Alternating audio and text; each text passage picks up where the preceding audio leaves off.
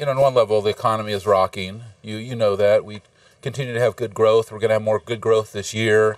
And but, of course, you've got, the mitigation of that growth against Brexit, the trade war, the foreign exchange issues, rates. That's on people's mind, but it's not dominant. The main thing is people are growing, they're investing, and they're ready to go forward, and it's an exciting Davos. You still feel that level of corporate confidence in the businesses you touch, small and large? Well, I see that everywhere I go all over the world. I've been seeing that now for quite some time, and I still feel really good, especially here at Davos. This is a great place to take the temperature of companies. Are they investing? Are they not investing? Where are they right now? So you are here talking about a number of issues. Yes, that's right. Gender inequality, homelessness, inequality LGBT2. is a major issue for everybody. But, not many CEOs are talking about these issues. Why Well, is that? more CEOs are talking about these issues than ever before, and I think that's true at this Davos. I mean, if you go back 10 years ago, then we weren't the conversations we're having here, we were not having 10 years ago. And what's exciting is we are having these conversations. So, for example, an incredible conversation about gender equality. Men and women deserve the same pay for the same work. CEOs today are indeed committed to that, and they're talking about that openly here. And you just had Christine Lagarde on. She's a huge advocate for gender equality, for inclusive capitalism. That is a major discussion point here. And equality overall and inequality, I mean, you look at San Francisco, where I'm from. San Francisco is a kind of a train wreck. We have a real inequality problem. We have... Is that because of the tech sector? It's because of the tech sector. I mean, we have an incredible technology industry, one that every city in the world craves, but housing prices increase, there's been broad gentrification, and yet at the same time we have a horrible homeless problem. We're not taking care, of the people who need us most. And that is an issue that every CEO needs to focus on. And in some ways, San Francisco is the canary in the coal mine. We have to look at San Francisco and say, wow, here's the best technology example in the world, and yet the worst homelessness.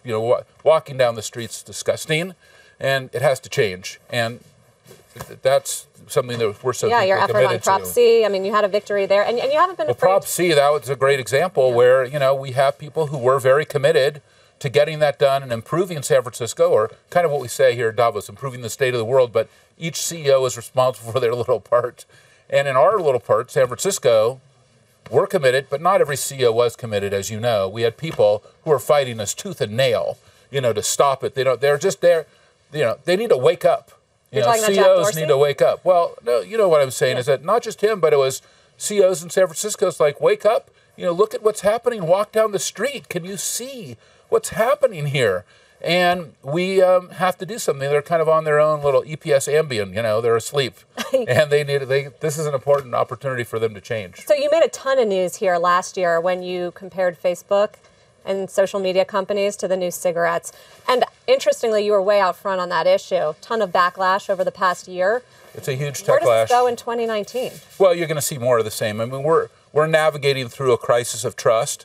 And, CEOs don't help themselves if we have a crisis of trust and they're not helping the homeless or they're not helping people who need them.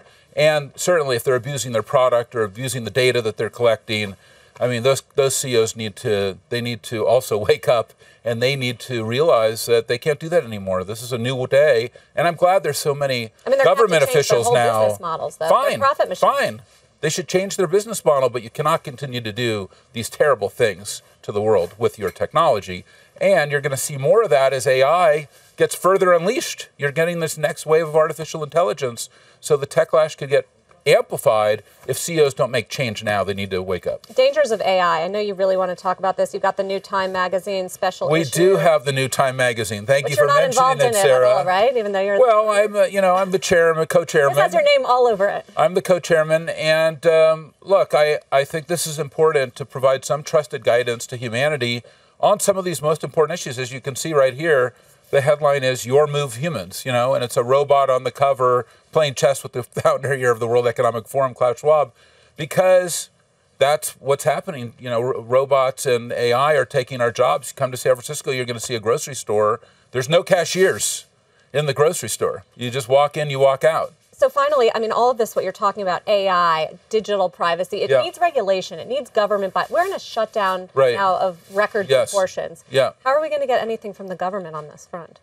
Well, I think, the government hopefully is going to get turned back on, but they've got to be a key partner and player in making this happen. They have a more responsible role. Look, it has to be a multi-stakeholder dialogue. That's why Davos is great.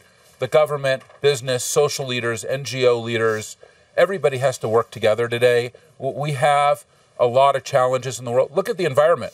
We're talking here about the oceans at Davos quite significantly. We all know there's more plastic in the ocean than fish by 2050. Nobody wants a plastic ocean. We're still deforesting at 1 acre a second. Nobody wants a world without forests, right? And we need those forests more than ever because it's getting warmer. We're talking about a 3-degree Celsius change on the planet. When you deforest and cut down those trees, the CO2 gets released and we get more global warming. So we got to put the environment first. So those are the things I'm interested to hear. You got a lot on your plate, Marc Benioff. Well, Sarah, thank you. Thank you very much. Bringing a whole new meaning to CEO activism. Marc Benioff, founder, chairman, CEO of Salesforce.